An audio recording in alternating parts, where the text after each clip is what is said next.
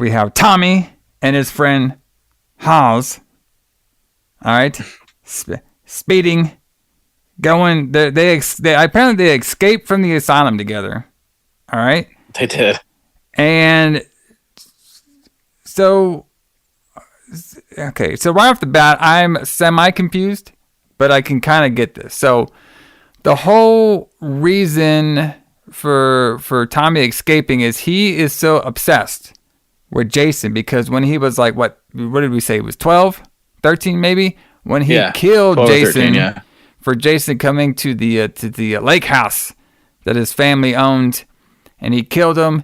And then he has like these murderous rages. And then ever since then, he's been locked up in the insane asylum because he became crazy.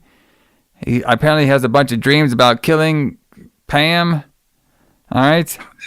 And then now it's like, you know what? You know what will cure me? Let me just go to Jason's grave and dig him up. Dig it up. And pour gasoline on him. Yeah, that makes sense. How does that work out? That makes sense. So, and he has Jason's red mask. Yeah, and he brought the mask, but like I guess he was trying to burn that too. And yes, he had that mask too. So I'm not sure how he got that mask. Now we know if we count the fifth one, like we are, because he's driving Pam's car. There's no Pam though. She ain't around. She wasn't booked. No. Maybe what he did was, okay, I got this blue mask. So why don't I just paint this red? Okay, there we go. Okay. But no, because it's got the scar. It's got the scar in it from the axe from part 3. he cut so that. He's part had too. it. Yes, he collects them. Okay. Okay, maybe. Okay, he collects the mask. Yes. So he's had that mask since he was 12. Yes, and he has the sack one too. And they let him keep it. Yeah, I guess so. Yeah. Okay. That's not evidence, brother. Okay.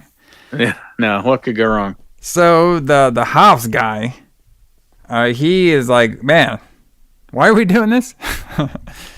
Why are we doing this again?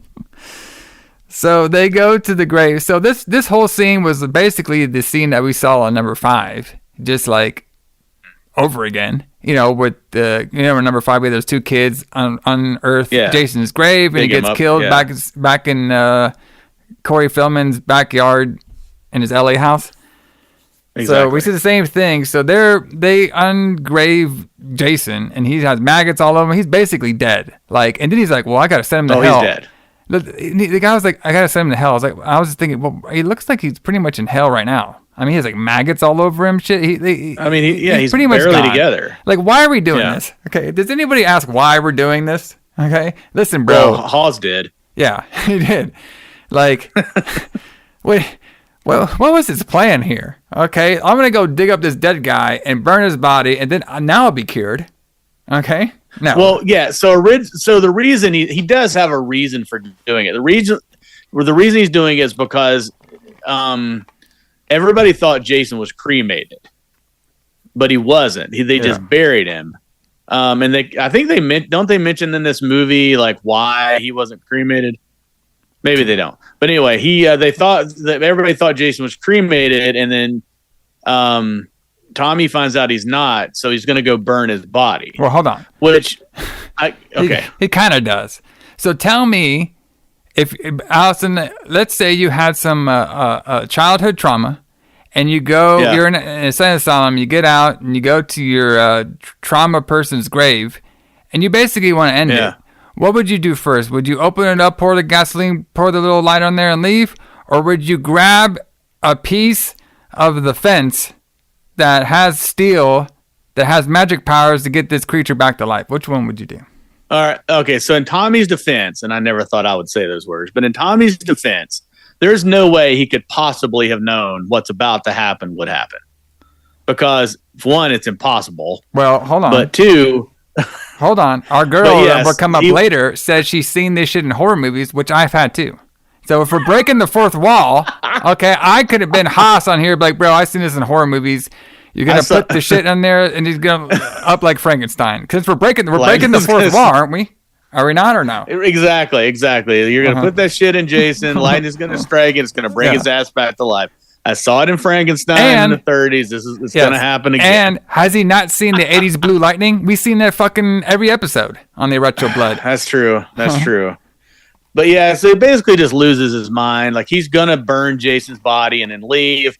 but he loses his mind and he wants to stab him with this big metal fence post.